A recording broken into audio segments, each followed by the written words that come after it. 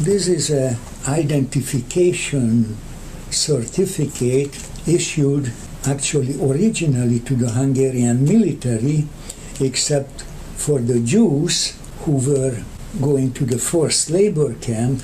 They painted this big ZS, means Jew, on the document. That.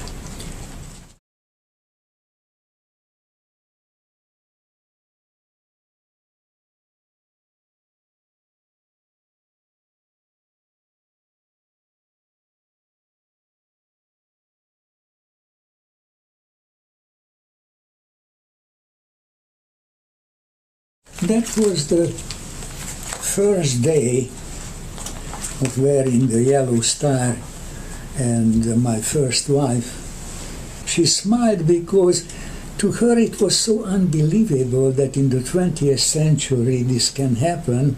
And poor thing, both of her parents and her sister was killed in those days. And she herself was captured and taken to this holding camp to Auschwitz, from where I brought her out with the help of Wallenberg.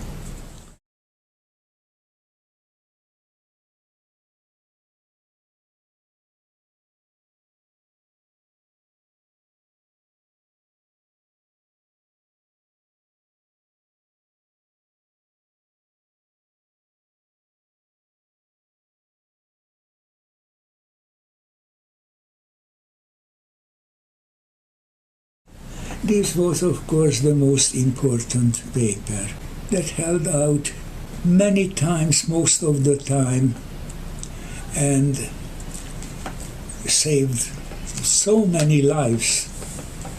Not all, but many. Mm-hmm. There was no guarantee ever. Right. Mm-hmm. You know, I mentioned that Wallenberg, as soon as he arrived, tried to save Jewish lives when he got permission for this. He went out to the railway station where were already people, Jews were put in wagons. He went with an assistant called Per Anger, who was a very young diplomat at the time. And Per Anger went from train to train and knocked and said, give me names, and he made a list. While Wallenberg was arguing with the German officers and so on, and the Swedish citizens are in the train and so on. Finally, the German had enough and said, who are these Swedes? And here is the list, and gave him the list. You know, but we just collected. And got these people out of the train heading to Auschwitz. Mm-hmm. So he, of course, he saved my life and my wife's lives.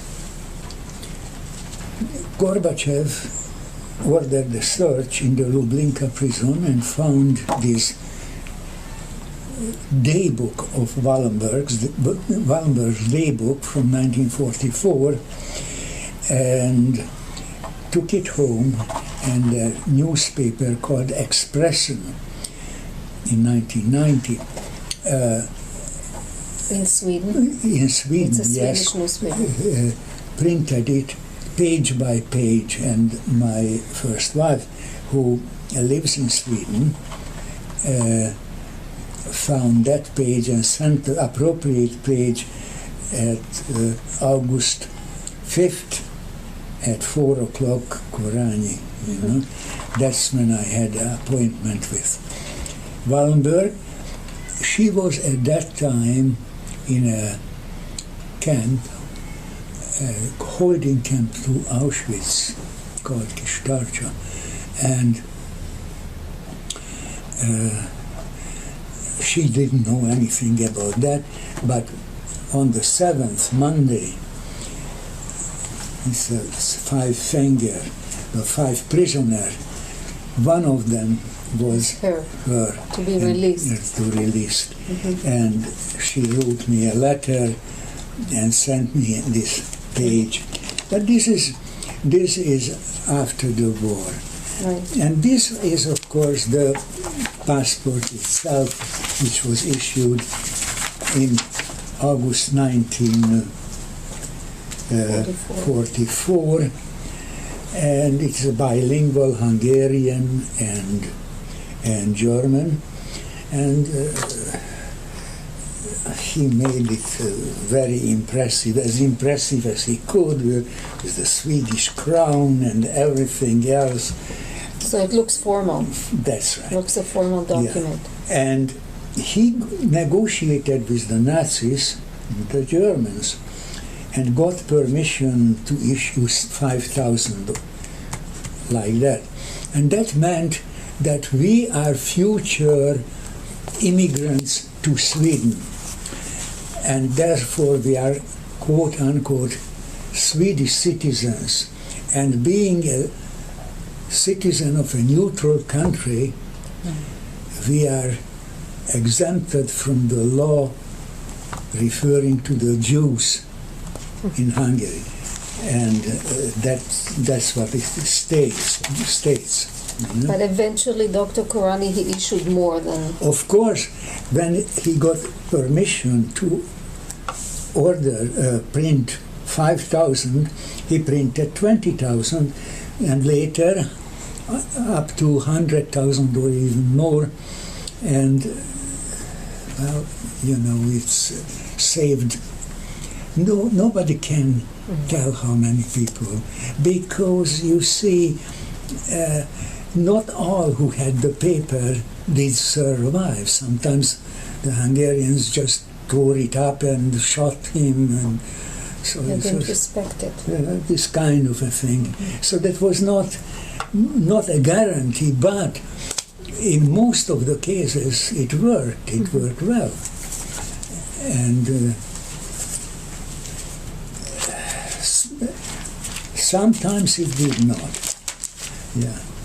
And this is a certificate from the Hungarian Office for Supervising Foreign Citizens. So I became a foreign citizen, and it had to be validated from date to date, various dates. It is translated here, the meaning. It means that I am exempt of wearing the yellow star, obligatory yellow star, for referring to Jews. That was because of Wallenberg also.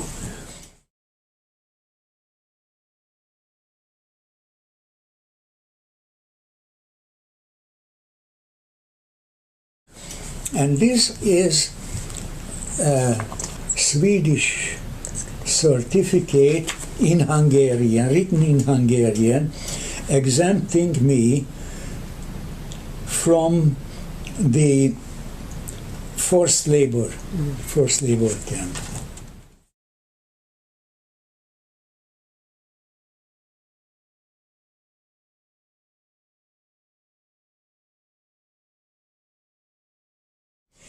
She had two brothers who got out, who escaped from Czechoslovakia. They were 15 years old at the time, and the only way they could get out of Europe, that they joined the Foreign Legion at the Warsaw French embassy. They were taken as foreign legionnaires to Africa and trained. And then next spring, when the German offensive was against Belgium and Paris, they were taken from North Africa, the Foreign Legion, to fight the Germans. And one of my cousins, Zolo was his name, Zolo was wounded. The other brother and another cousin, Lotzi, and that was the other name, they went to, after Dunkirk, they went to England. But this Zolo was taken back to North Africa. Eventually he had to escape from there, got to England and joined the Czechoslovakian Legion. Then the RAF borrowed him, then they trained him to be a pilot in Canada, in Montreal and in Winnipeg. All he remembers from Montreal is Dorval and Danceland. It was a nightclub. But he went back after the war and Czechoslovakia, and he found nobody. And he, except his childhood love, and married her, and they went to Israel in 1947, and he became an Israeli Air Force to the rest of his life. But her sister and parents, in 1942, they were taken to Auschwitz. And Edith was already a physician, and that's why they took her immediately into the Auschwitz hospital to work. And she got her mother in as a nurse's aide. The hope that she is better chance for survival, you know. And then on 5th of December 1942, the mother, my aunt, was put in the line to go into the gas. And her daughter, Edith, the physician, ran out, got to that line, pushed out a woman from the line and took her place, and willingly went to the gas with the mother.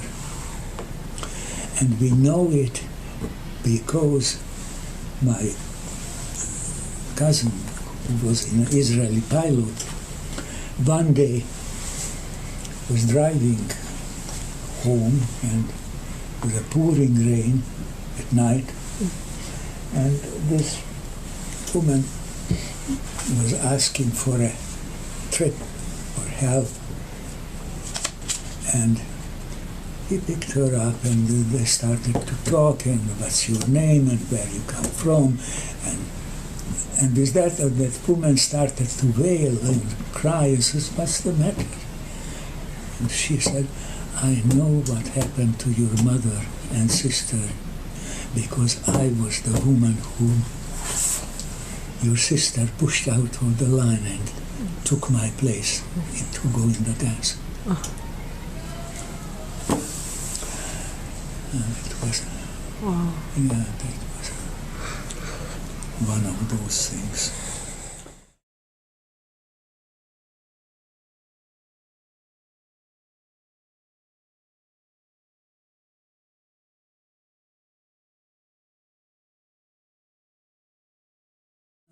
Hungarian Jews spoke German, but not Yiddish, unless they were very Orthodox. You know, I picked up a little bit of Yiddish in the DP camp and after the war. You know,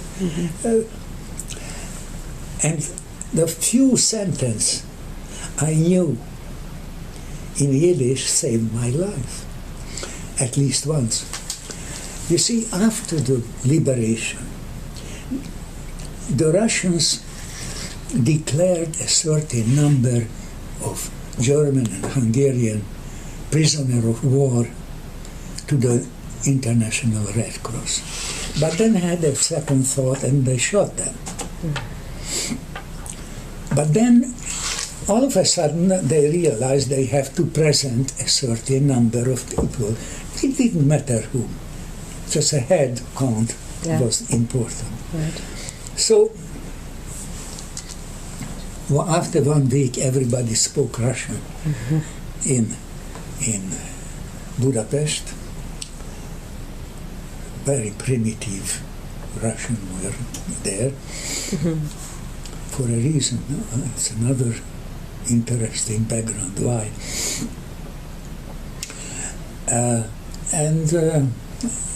Mind you, my Russian, quote unquote, is such that 90% of my vocabulary cannot be used in front of ladies. What kind of Russian? You know, this front soldier. And so they were standing on the street corner and catching people. Иди сюда, венгерский бандит. Yes. They collected us in a house and a courtyard, and then off to the railway and off to Siberia. I would never have survived it because, I was, as I mentioned, a skeleton to begin with. And I was already taken to the railway.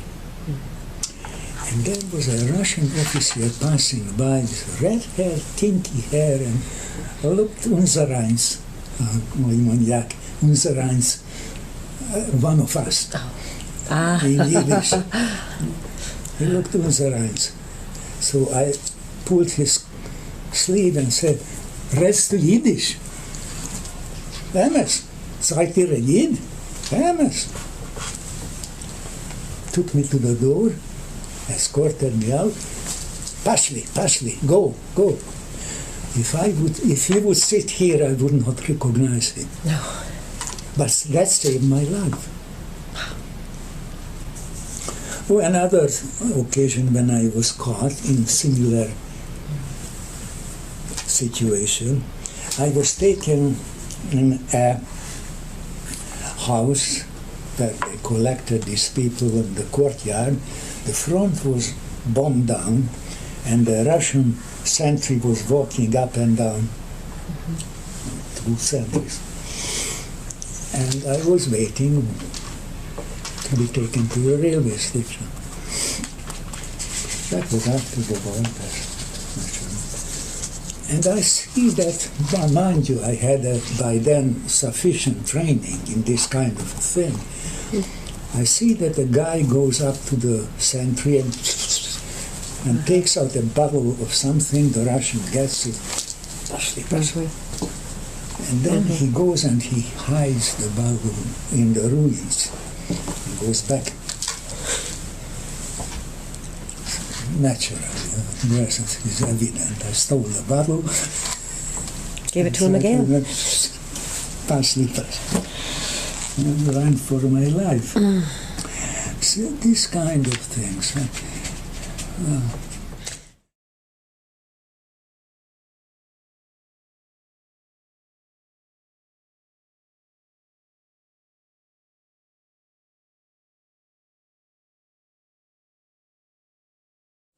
You see, after the war, it was a very difficult situation because Jews who survived the war, and particularly in Hungary, we lived under a communist regime, which was as anti-Semite as counts. And so I was in a difficult situation. My dream was to become a physician, and of course, until the liberation, I couldn't even dream about it. But immediately after the liberation, and we were liberated in January 17, 1944. And well, we were somewhat of a skeletons at that time, you can imagine, because there was, beside of the Jewish issues, there was also starvation. And my first wife, who was at that time pregnant, we walked down to a Hungarian city which fell to the Russians much earlier than Budapest. And we heard that the university is already open there. So we walked there on foot. It's about 180, 200 miles. It was not an easy walk, and still in the winter time, and so it was an adventure by itself. But we arrived and we registered at the university, and finally we began our studies. And we hoped to finish our medical studies in Hungary. But we were, 1949, we were 3 months away from graduation. March 1949, supposed to graduate in June. All examinations were written in Hungary. But the Iron Curtain was closing down so fast that we worried that we may never get out. So we escaped through the border, which was another adventure. And so anyway, we were accepted in Innsbruck with the condition that we have to repeat the last year of medical studies, and all the examination, of course, in German.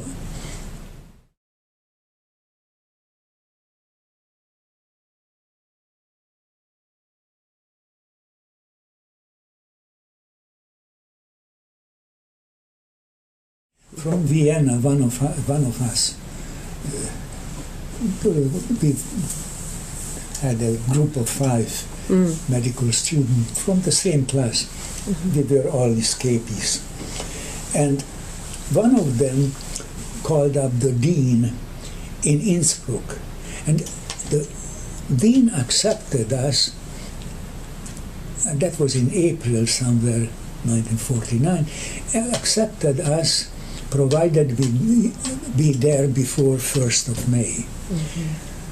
But you know, it was different zones in Austria, and we would have to go into the Russian zone, through the Russian zone, and then past the British zone, past the American zone, and into the French zone in Innsbruck. And it was quite an adventure to do that.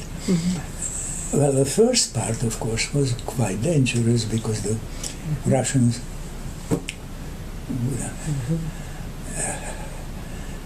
But we got a truck driver. And he took us till the Russian border, and we got out. We had to walk through the forest, and meet him after the other side, the British side, which we did. And of course we seen from a distance the Russian soldiers, but they were drunk. So mercifully, and as usual. And so the British zone, and that was, we were already safe. Once you got to the British zone. Yes. Yeah. But still we had to escape because we had to get to the French zone before May the 1st, and that could be done only illegally. So we got through the British zone illegally, and the American zone illegally, and the French zone border, and covered with soot. We arrived to the dean's office, and well, he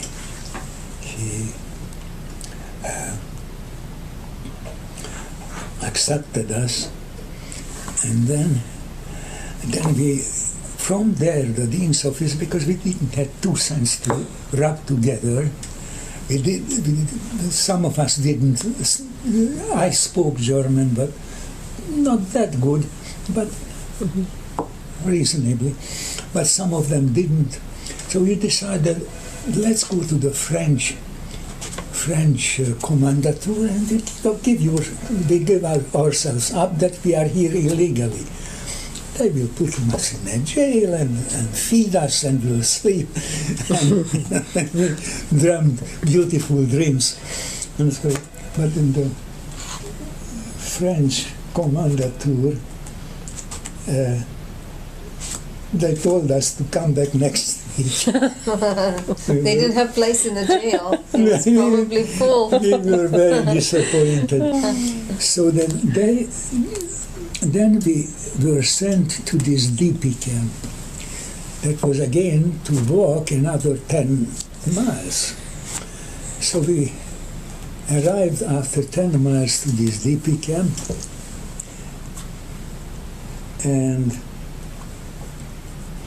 talked to the leader of the thing, and he says, well, we have no place. And we started, I don't know, I got hysterical or something. I started to laugh. And the rest of the boys didn't know what, but they started to laugh. They started to laugh because it was so ridiculous. And then I couldn't stop laughing because I knew that they don't know why they laugh. So, and that shook that guy, that leader, so much that the crazy people immediately found some place for us, and then we stayed in the DP camp. That is the DP camp and the DP certificate. This is the DP camp.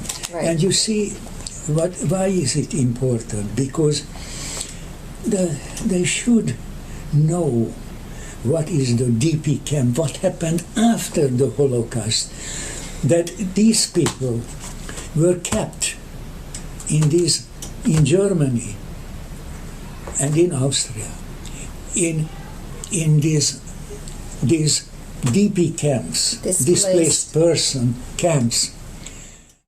General Patton just simply wanted to deport the Jews, 1 million of them, behind the Iron Curtain, where further persecution would have awaited them.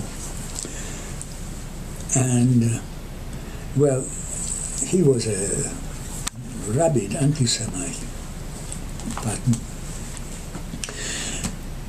And, of course, West didn't accept us, Canada, United States, nobody. I even tried to get to England, no way, although I had relatives in England. Yeah. And Palestine was forbidden because of the white paper. Famous incidences like the ship Exodus, like the other ships, unfortunately, who were torpedoed and people died, hundreds of them, several people. so that they should know what it meant to be a DP after the Holocaust.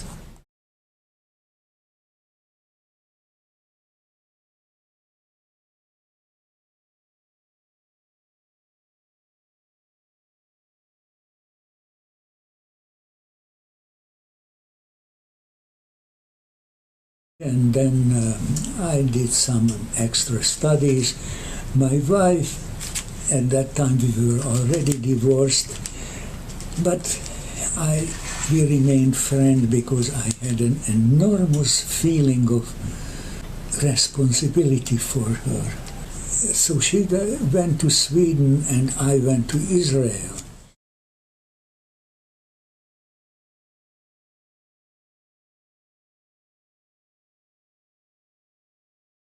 And your parents arrived to Israel how?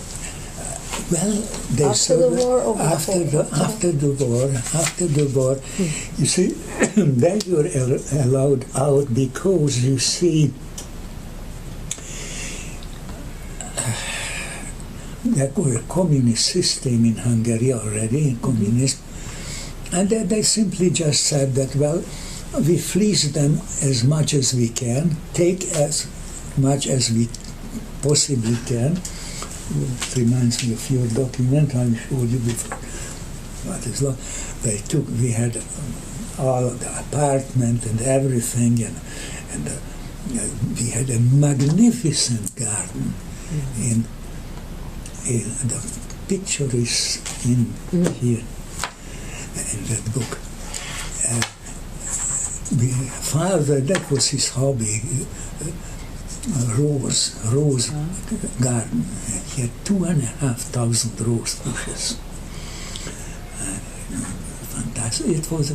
That was in my youth. So it went to the communists, everything else. Plus they had to prepay their taxes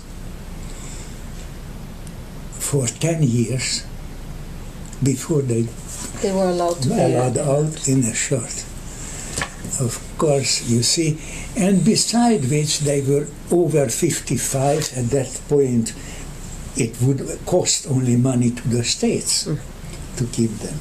So the Romanians were very simple. They said to Israel, okay, as many as you want, we allow them out, 25,000 each, $25,000 each. And Israel paid. I don't know how many thousand.